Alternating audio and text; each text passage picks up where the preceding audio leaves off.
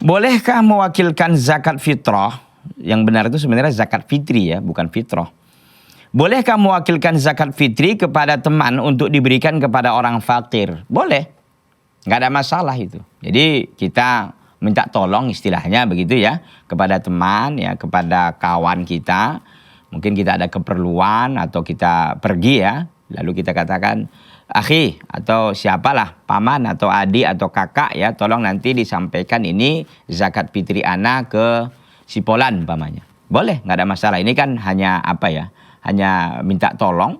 Dan pada asalnya boleh kita minta tolong kepada seseorang selama hal itu adalah hal yang ma'ruf, bukan hal yang maksiat tentunya. Dan kita sebagai orang yang dimintai tolong, kalau kita mampu ya kita tolong. Karena itu sebagai ladang pahala dan sebagai bentuk menyenangkan kepada kawan, membantu kawan, dan itu juga mendapatkan pahala yang besar dari Allah Subhanahu wa ta'ala.